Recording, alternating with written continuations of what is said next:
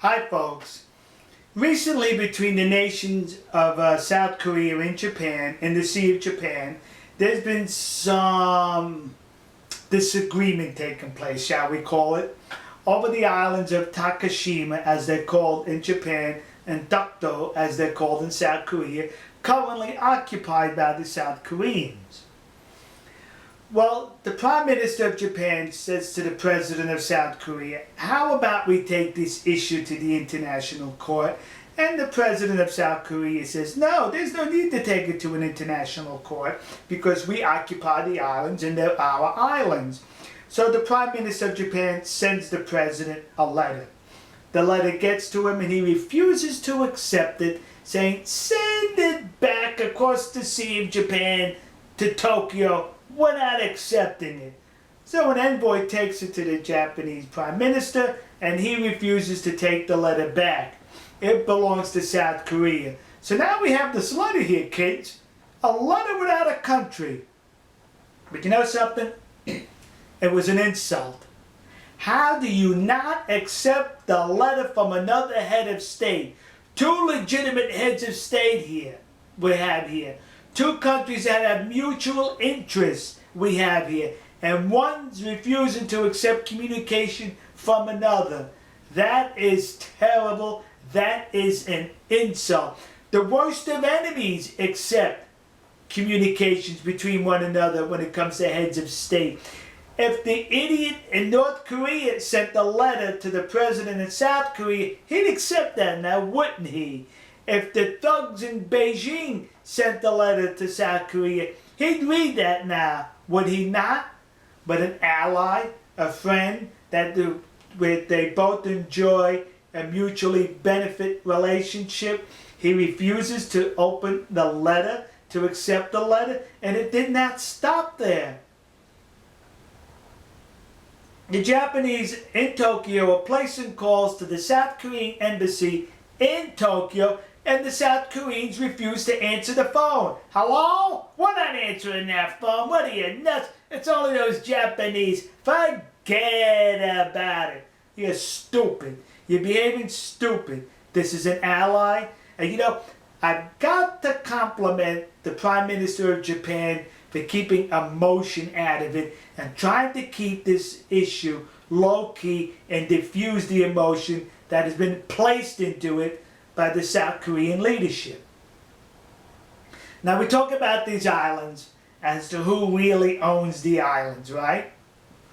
Well, I have here a telegram that settles the whole thing. And I know a lot of you are probably saying, really? Oh, as we say in Japan, Majikayo! Here's the telegram, kids. It's 4 pages.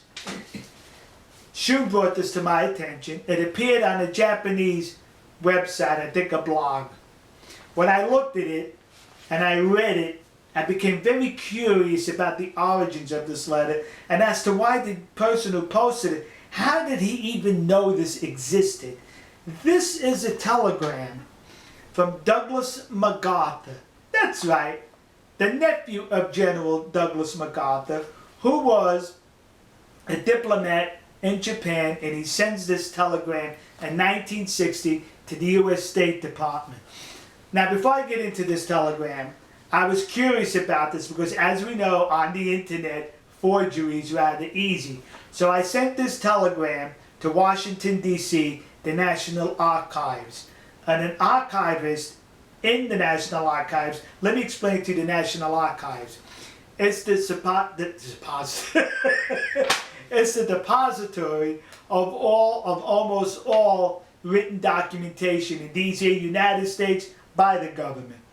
The archivist at the National Archives, he validated this. This is an authentic copy of the original telegram that was sent by Douglas MacArthur, nephew to General Douglas MacArthur. And in here, now you got to understand now, in 1960 as well as now, the United States is neutral when it comes to South Korea and Japan because both South Korea and Japan are valuable allies and trusted allies to the United States.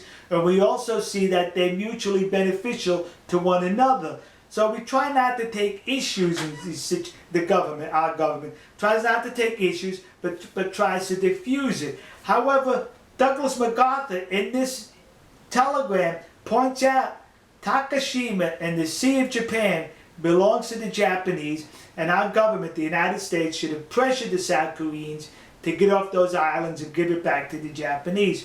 This, to me, settles the issue. Those islands belong to Japan. That's it. Enough said about that. Speaking of which, General Douglas MacArthur, he kept Japan free of communism, and he kept South Korea free of communism and ran the communists out that were there.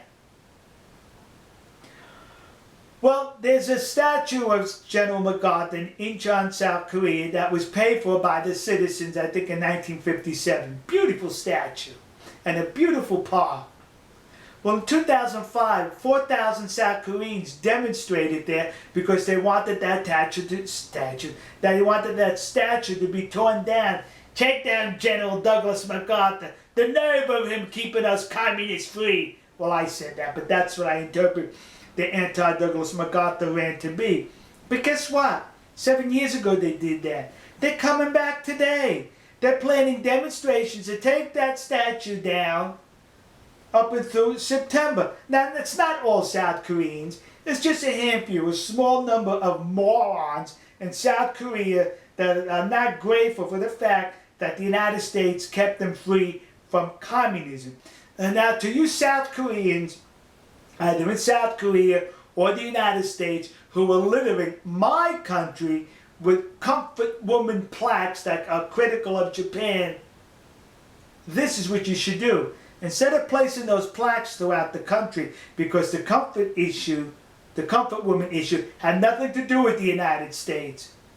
So instead of placing those plaques littering the United States with them, why don't you place some monuments and memorials throughout the United States from South Korea in dedication to General Douglas MacArthur? And all you have to write on the plaque or memorial to the general is 2 words: thank you. And if you don't like the words thank you, perhaps you could say domo arigato gozaimasu. See, I provide you with an alternative. Alright folks, we'll see you. God bless you. God bless America. And God bless the nation you happen to be in. See ya.